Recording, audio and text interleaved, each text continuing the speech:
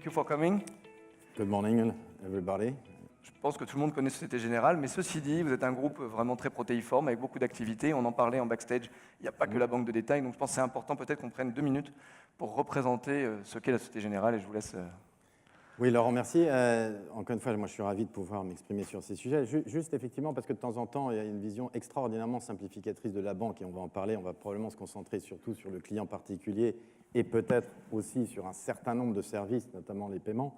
Mais le monde de la banque, c'est quelque chose de beaucoup plus global, et la Société Générale en est le reflet. La Société Générale, c'est un groupe qui a 145 000 collaborateurs dans 70 pays, qui fait à peu près 25 milliards d'euros de chiffre d'affaires et qui a 3 types d'activités. La banque de détail en France, un tiers.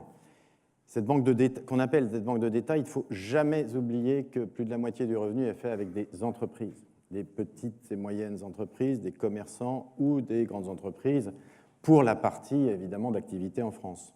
Et puis l'autre moitié, c'est avec des particuliers. Le deuxième tiers, c'est de la banque de détail à l'international et des services financiers aux entreprises. Notre particularité, c'est que nous sommes en dehors de la zone euro pour cette partie-là, largement, donc avec des situations évidemment très différentes sur les marchés bancaires. Je pense par exemple à l'Afrique. Quand on pense évolution des marchés bancaires entre l'Afrique et la zone euro, ça n'est pas du tout la même équation.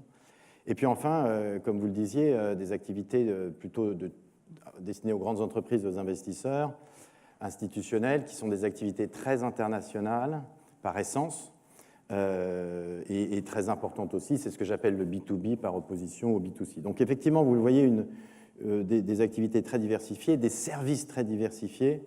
Et quand on pense et quand on parle d'évolution, il faut être toujours extrêmement précis et ne pas faire de raccourcis quand on évoque ces sujets. Il est vrai qu'on parle énormément de banque de détail et de B2C dans toutes ces fintechs, ou beaucoup de paiements quand il s'agit de, on va dire, de la soute. Et souvent de petits paiements, parce que la problématique petits paiements et gros paiements n'est pas non plus la même.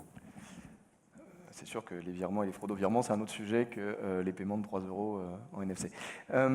Restons un petit peu, on va changer un petit peu le cours de l'interview, je sais ce qu'on vient de se dire, parce que je pense qu'effectivement, on aura largement l'occasion avec Marc tout à l'heure de discuter de Retail Bank. Donc restons un petit peu sur ces autres métiers. Je pense qu'on voit tous un petit peu, on a beaucoup parlé déjà hier avec d'autres grands banquiers, ce qu'est la transformation digitale d'une banque de détail, les réseaux, etc. Et on en reparlera un petit peu tout à l'heure. Dans vos autres métiers, est-ce que finalement cette transformation est prégnante, ou alors en fait c'est déjà une ancienne histoire, parce que ça fait 20 ans que vous vous transformez, ne serait-ce qu'avec les marchés financiers qui sont automatisés depuis 86 quand même, ou est-ce que justement c'est plus lent, parce que les entreprises sont aussi plus lentes, et parce que voilà, il y a un certain nombre de process. Je vais prendre juste un exemple, vous parliez des virements. Je fais partie du comité national stratégie moyens de paiement structuraux. Tout le monde discute des journées entières pour parler de faire des virements instantanés. Ce que je vois, nous, en tant que Paris FinTech Forum, on a essentiellement des entreprises ici. Le délai moyen de règlement par virement était de 3 semaines et demie. Ça n'a rien à voir avec le délai de virement de la banque, c'est les process des entreprises.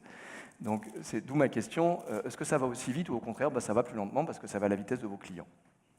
D'abord, effectivement, enfin, quand on pense à la banque, il ne faut jamais oublier que l'ordinateur n'a pas été introduit il y a si longtemps que ça. Et donc, il y a des sauts technologiques.